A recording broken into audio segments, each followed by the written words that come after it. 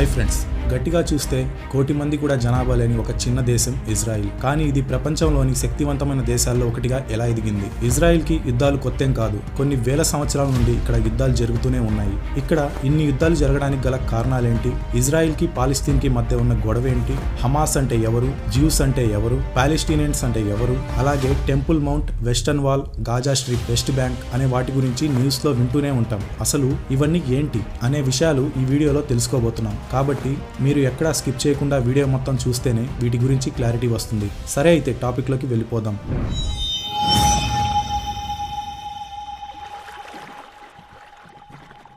ఈ world map లో ఒక చిన్న డాట్ లా కనిపిస్తుంది కదా, ఇవే ఇజ్రాయిల్ మరియు పాలస్తీనా దేశాలు. ఇందులో ఇంకా చిన్నగా కనిపిస్తుంది చూడండి, ఇదే జెరూసలేం సిటీ. ప్రపంచంలోనే అత్యంత పవిత్రమైన పుణ్యక్షేత్రాల్లో ఇది కూడా ఒకటి. ప్రస్తుతం జరుగుతున్న గొడవలన్నింటికీ కారణం ఈ చిన్న ప్రాంతమే. మీరు చూస్తున్నది జెరూసలేం మ్యాప్. దీన్ని గమనిస్తే ఇది అలెక్సా మసీద్. డోమ్ ఆఫ్ రాక్ కూడా ఈ అలెక్సా మసీద్ లో భాగమే. ముస్లింలకు జెరూసలేం అనేది మక్కా, మదీనా తర్వాత అత్యంత పవిత్రమైన పుణ్యక్షేత్రం. మహమ్మద్ ప్రవక్త మక్కా నుండి ఇక్కడికి వెళ్లారని, ఇక్కడి నుంచే మహమ్మద్ ప్రవక్త స్వర్గానికి వెళ్లిపోయారని ఖురాన్, ఇస్లాం గ్రంథాల్లో చెప్పబడిన విషయం. అలెక్సా మసీదును ఆనుకొని వెస్టర్న్ వాల్ ఉంటుంది. ఇది యూదులకు ప్రధాన ప్రార్థనా స్థలం. యెహోవాను పూజించే యూదులు కట్టుకున్న 2 ఆలయాలను కూడా దండయాత్రల్లో ధ్వంసం చేసిన తర్వాత వాటికి గుర్తుగా మిగిలిపోయిన ఒక చిన్న గోడే ఈ వెస్టర్న్ వాల్. ఈ గోడ అలెక్సా మసీద్కు ఆనుకుని ఉండడమే యూదులకు, ముస్లింలకు మధ్య జరిగే గొడవలకు కారణం. వీటితో పాటు అలెక్సా మసీదుకి కొద్ది దూరంలో చర్చ్ ఆఫ్ ద హోలీ సెపల్చర్ ఉంటుంది. ఇది క్రిస్టియన్ల ప్రార్థనా స్థలం. ఇది కూడా జెరూసలేంలో ఈ ప్లేస్ లో ఉంటుంది. ఇక్కడే యేసుక్రీస్తుని సిలువ వేశారని, ఇక్కడే ఆయన ప్రాణాలను వదిలారని క్రైస్తవులు నమ్ముతూ ఉంటారు. ఈ స్టోరీ ఇంకా క్లియర్ గా అర్థం అవ్వాలంటే కొంచెం వెనక్కి వెళ్ళాలి.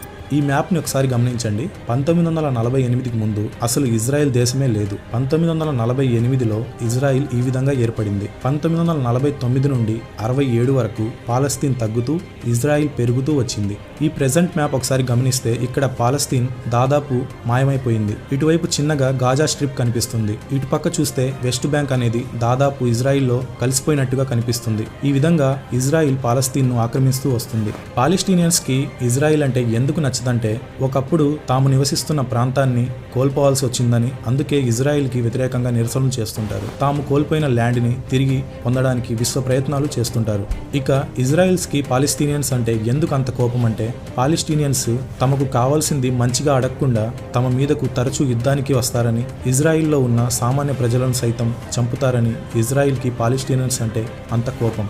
ఇజ్రాయిల్లో జ్యూస్ అనే మతం ఉండేది. వీళ్ళు జుడాయిజం ని ఫాలో అయ్యేవాళ్ళు. వీళ్ళనే జ్యూస్ అని పిలుస్తారు. జుడాయిజం అనేది 4000 సంవత్సరాల పురాతనమైనది. ఇది ఇస్లాం మరియు క్రిస్టియానిటీలకు తాత లాంటిది. జుడాయిజం పుట్టింది కూడా ఇజ్రాయిల్లోనే. ఈ జుడాయిజం అనే మతం కొద్ది కాలంలోనే మిడిల్ ఈస్ట్ కంట్రీస్ అంతటికీ కూడా పాకింది. ఆ తర్వాత మక్కాలో ఇస్లాం మతం ఆవిర్భవించింది. ఇది కూడా కొన్ని సంవత్సరాల్లోనే మిడిల్ ఈస్ట్ కంట్రీస్ అంతటికీ వ్యాపించింది. కానీ ఇజ్రాయిల్లో ఉన్న ప్రజలు మాత్రం జుడాయిజాన్నే ఫాలో అయ్యేవాళ్ళు. చుట్టుపక్కల దేశాలన్నీ ముస్లిం దేశాలైనప్పటికీ ఈ కొద్ది ప్రాంతం మాత్రం జ్యూస్ ఉండేవాళ్ళు. ఇది ఇలా ఉంటే ఇంకో పక్క పాలెస్టీన్ లో మాత్రం ముస్లింలు ఎక్కువగా ఉండేవాళ్ళు. గతంలో రాజ్యాల మధ్య యుద్ధాలు ఎక్కువగా జరిగేవి. అదేవిధంగా ఇజ్రాయిల్లో కూడా యుద్ధాలు ఎక్కువగా జరిగేవి. దీని కారణంగా అక్కడ ఉండే జ్యూస్ ప్రజలు ఇజ్రాయిల్ ను వదిలి వేరే దేశాలకు, అంటే ఎక్కువగా యూరప్ కంట్రీస్ కి వలస వెళ్లిపోయేవాళ్ళు. దీని కారణంగా ఇజ్రాయిల్లో జ్యూస్ ప్రజల సంఖ్య క్రమక్రమంగా తగ్గిపోయింది. ఎంతగా తగ్గిందంటే 30% జ్యూస్ ప్రజలు ఇజ్రాయిల్లో ఉంటే మిగతా 70% ప్రజలు ఇతర దేశాలకు వలసపోయి జీవిస్తూ ఉండేవాళ్ళు. దీని ఫలితంగా ఇజ్రాయిల్ రాజ్యం పాలెస్టీన్ రాజ్యంలో కలిసిపోయింది. అప్పటి నుంచి ఇజ్రాయిల్ అనే దేశమే లేకుండా పోయింది. పాలెస్టీన్ మాత్రమే ఉండేది. పాలెస్టీన్ లో జ్యూస్ మరియు ముస్లిమ్స్ ఇద్దరూ కలిసి ఉండేవాళ్ళు. ఇంకొద్దిగా వెనక్కి వెళ్తే 1914లో వరల్డ్ వార్ 1 జరిగింది. ఇందులో సెంట్రల్ పవర్స్ మరియు అలైడ్ పవర్స్ మధ్య యుద్ధం జరిగింది. సెంట్రల్ పవర్స్ అంటే Germany, Austria, Hungary, Ottoman Empire. Allied powers అంటే France, Britain, Russia, Italy, Japan, United States. ఇక్కడ పింక్ కలర్ లో కనిపించేవి సెంట్రల్ పవర్స్, గ్రీన్ కలర్ లో కనిపించేవి అలైడ్ పవర్స్.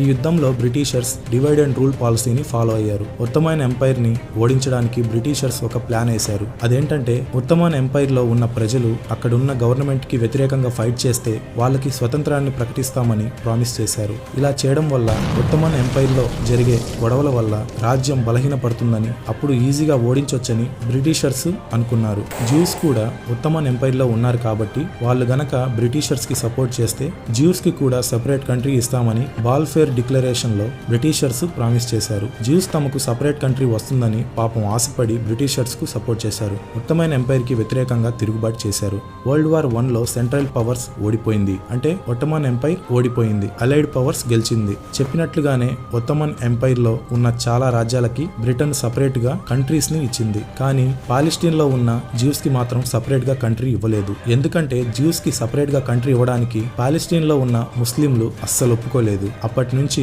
పాలెస్టీన్ లోని జ్యూస్ కి ముస్లిమ్స్ కి మధ్య గొడవలు జరుగుతూనే ఉన్నాయి. జీసస్ చనిపోవడానికి జ్యూసే కారణమని క్రిస్టియన్స్ నమ్మేవాళ్ళు. అందువల్ల జ్యూస్ అంటే క్రిస్టియన్స్ కి ద్వేషం. క్రిస్టియన్స్ తమ మత బోధనల్లో జ్యూస్ గురించి నెగిటివ్ గా చెప్పేవాళ్ళు. అందువల్ల జ్యూస్ కూడా క్రిస్టియన్స్ ని బాగా ద్వేషించేవాళ్ళు. అదే సమయంలో జర్మనీలో ఉన్న హిట్లర్ అనే వ్యక్తి సీన్ లోకి ఎంటర్ అయ్యాడు. అతను ఒక క్రిస్టియన్. అతను తన అధికారాన్ని వాడుకొని జర్మనీలో ఉన్న జ్యూస్ అందరినీ చంపుకుంటూ పోయాడు. అలా 60 లక్షల మంది జ్యూస్ ని చంపేశాడు. ఒక్క జర్మనీలోనే కాదు, చాలా దేశాల్లో జ్యూస్ ని చెడ్డవాళ్ళుగా భావించేవాళ్ళు. అందుకే జ్యూస్ భయపడి ఒకప్పటి తమ మదర్ కంట్రీ అయిన పాలెస్టీన్ కి తిరిగి రావడం మొదలుపెట్టారు. దీంతో అప్పటి వరకు ప్రశాంతంగా ఉన్న పాలెస్టీన్ లో గొడవలు తిరిగి స్టార్ట్ అయ్యాయి. అలా వాళ్ళందరూ తిరిగి రావడం అక్కడే ఉంటున్న ముస్లిమ్స్ కి అస్సలు నచ్చలేదు. ఎందుకంటే ముస్లిమ్స్ కి తమ ఆపర్చునిటీస్ తగ్గిపోతాయని, జ్యూస్ తమను ఎక్కడ పరిపాలించేస్తారో అని వాళ్ళు భయపడ్డారు. అందుకే పాలెస్టీన్ లో జ్యూస్ కి ముస్లిమ్స్ కి మధ్య తరచుగా గొడవలు జరుగుతూనే ఉండేవి. ఈ గొడవల్లో ఒకరినొకరు చంపుకునేవాళ్ళు. వీటన్నింటినీ ఎలాగైనా ఆపాలని బ్రిటిషర్స్ చాలా ట్రై చేశారు, కానీ ఆపలేకపోయారు. జ్యూస్ కి ముస్లిమ్స్ కి మధ్య తరచుగా గొడవలు జరుగుతూనే ఉండేవి. అలా 1947లో బ్రిటిషర్స్ ఈ ప్రాబ్లం ని యుఎన్ఓకి అప్పగించారు. యుఎన్ఓ ఏం చేసిందంటే పాలెస్టీన్ ని 2 దేశాలుగా విడదీసింది. జ్యూస్ ఎక్కువగా ఉన్న ప్రాంతాన్ని ఇజ్రాయిల్ కంట్రీగా, ముస్లిమ్స్ ఎక్కువగా ఉన్న ప్రాంతాన్ని పాలెస్టీన్ కంట్రీగా చేసింది. జ్యూస్ కి ముస్లిమ్స్ కి క్రిస్టియన్స్ కి కామన్ గా ఉన్న జెరూసలేం సిటీని యుఎన్ఓ తన కంట్రోల్లోకి తీసుకుంది. జ్యూస్ యుఎన్ఓ నిర్ణయాన్ని యాక్సెప్ట్ చేశారు. 1948 మే 14న ఇజ్రాయిల్ ఇండిపెండెన్స్ ను ప్రకటించుకుంది. కానీ పాలెస్టీన్ లో ఉన్న ముస్లిమ్స్ దాన్ని యాక్సెప్ట్ చేయలేదు. ఎందుకంటే 6 లక్షల మంది జనాభా ఉన్న జ్యూస్ కి 60% ల్యాండ్, 13 లక్షల జనాభా ఉన్న ముస్లిమ్స్ కి 40% మాత్రమే ల్యాండ్ ఇవ్వడం జరిగింది. అందుకే ముస్లిమ్స్ కి యుఎన్ఓ ప్లాన్ నచ్చలేదు. ఇంకొక రీజన్ ఏంటంటే పాలెస్టీనియన్స్ కి మొత్తం ల్యాండ్ ఒకే దగ్గర ఇవ్వకుండా 2 భాగాలుగా ఇచ్చారు. దాని కారణంగా యుఎన్ఓ ప్లాన్ ని ముస్లిమ్స్ యాక్సెప్ట్ చేయలేదు. అందుకే ఇజ్రాయిల్ ఇండిపెండెన్స్ ప్రకటించుకున్న పక్క రోజే పాలెస్టీన్ యూనియన్ ఇజ్రాయిల్ మీద యుద్ధం ప్రకటించింది.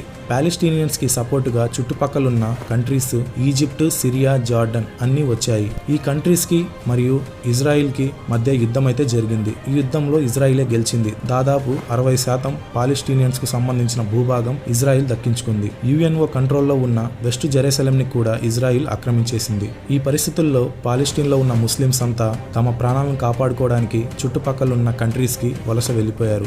యుద్ధానికి ముందు 13 లక్షలుగా ఉన్న పాలెస్టీన్స్ యుద్ధం తర్వాత 150,000కి తగ్గిపోయారు. పాలెస్టీన్ భూభాగం కూడా తగ్గిపోయింది. ఇక్కడున్న పాలెస్టీన్ కి వెస్ట్ బ్యాంక్ అని పేరు పెట్టారు. ఇక్కడున్న పాలెస్టీన్ కి గాజా అని పేరు పెట్టారు.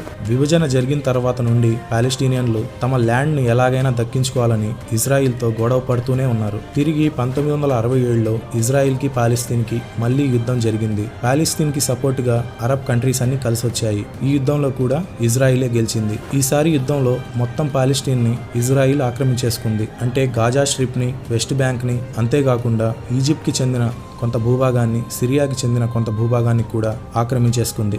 ఈజిప్ట్, సిరియా తాము కోల్పోయిన భూభాగాన్ని తిరిగి దక్కించుకోవడానికి 1973లో మళ్లీ యుద్ధానికి వచ్చాయి. ఇజ్రాయిల్ మీద సడన్ గా అటాక్ చేశారు. ఈ యుద్ధాన్ని యోమ్ కిప్పుర్ వార్ అని అంటారు. ఈజిప్ట్, సిరియా కలిసి వచ్చినప్పటికీ ఈ యుద్ధంలో కూడా ఇజ్రాయిలే గెలిచింది. ఈజిప్ట్, సిరియా రెండూ ఓడిపోయాయి. 1979 ఇజ్రాయిల్ పీస్ అగ్రిమెంట్ లో భాగంగా సిరియాకు సంబంధించిన భూభాగాన్ని, ఈజిప్ట్ కు సంబంధించిన భూభాగాన్ని వాళ్లకు తిరిగి ఇచ్చేసింది. కానీ పాలెస్టీన్ కు సంబంధించిన వెస్ట్ బ్యాంక్ ని, గాజాని తిరిగి ఇవ్వలేదు. 1987 నుంచి పాలెస్టీన్ ప్రజల నుండి తిరుగుబాటు మొదలైంది. ఇజ్రాయెల్ నుంచి పాలెస్టీన్ కి స్వతంత్రం కావాలని పాలెస్టీన్ లోని ప్రజలు నిరసనలు చేయడం మొదలుపెట్టారు. ఆ గొడవలు హింసాత్మకంగా మారడంతో వాటిని కంట్రోల్ చేయడానికి ఇజ్రాయిల్ 1993లో ఓస్లో అక్రాస్ అనే అగ్రిమెంట్ ద్వారా ఒప్పందం కుదుర్చుకున్నారు. ఈ అగ్రిమెంట్ ప్రకారం వెస్ట్ బ్యాంక్ మరియు గాజాని పాలెస్టీన్ ప్రజలే పరిపాలించుకోవచ్చని తెలియజేశారు. కానీ ఇది పాలెస్టీన్ పాలస్టీన్స్ కి సపరేట్ కంట్రీ ఇచ్చినట్టుగా కాదు అని ఈ అగ్రిమెంట్ సారాంశం. వెస్ట్ బ్యాంక్ మరియు గాజాలో జరిగిన ఎలక్షన్స్ లో పాలస్టీన్ లిబరేషన్ ఆర్గనైజేషన్ అనే పార్టీ గెలిచింది. ఇది జరిగిన కొన్ని సంవత్సరాల తర్వాత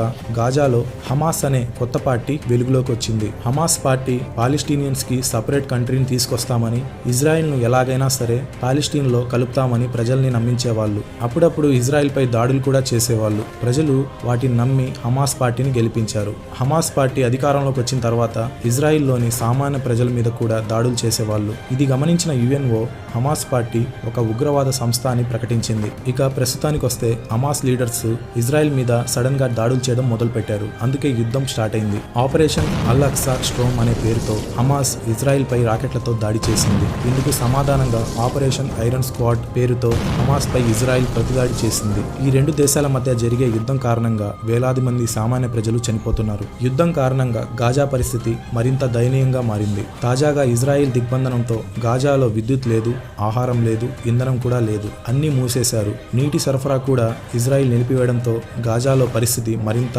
దిగజారింది. ట్రాన్స్పోర్ట్ అంతా ఆగిపోవడంతో గాజాలోని షాపుల్లో 2 వారాలకు సరిపడా ఆహారం మాత్రమే ఉందని ఐక్యరాజ్య సమితి తెలియజేసింది. యుద్ధం కారణంగా ఇక్కడ 2 లక్షలకు పైగా ప్రజలు నిరాశ్రులయ్యారు. వీళ్ళల్లో చాలా మంది తమ ఇళ్లను కోల్పోయి యుఎన్ఓకి సంబంధించిన పాఠశాలల్లో ఆశ్రయం పొందుతున్నారు. ఇంధనం లేక గాజాలోని ఏకైక పవర్ ప్లాంట్ అక్టోబర్ 11న షట్డౌన్ అయింది. ఈ దాడుల వల్ల హాస్పిటల్స్ అన్ని క్షతగాత్రులతో నిండిపోయాయి. ఇక సోషల్ మీడియాలో చూస్తుంటే ఒక్కొక్కరు ఒక్కొక్క దేశానికి సపోర్ట్ చేస్తున్నారు. ఎక్కువ మంది ఐ స్టాండ్ విత్ ఇజ్రాయెల్ అని ఇజ్రాయెల్కి సపోర్ట్ చేస్తున్నారు. కానీ యుద్ధం వల్ల 2 దేశాలు తీవ్రంగా నష్టపోయాయి. ఈ వీడియో మీకు నచ్చినట్లయితే వీడియోని లైక్ చేసి షేర్ చేయండి. ఇలాంటి మరెన్నో ఇన్ఫర్మేటివ్ వీడియోస్ కోసం ఛానల్ని అయితే సబ్స్క్రైబ్ చేసి సపోర్ట్ చేయండి. Thank you.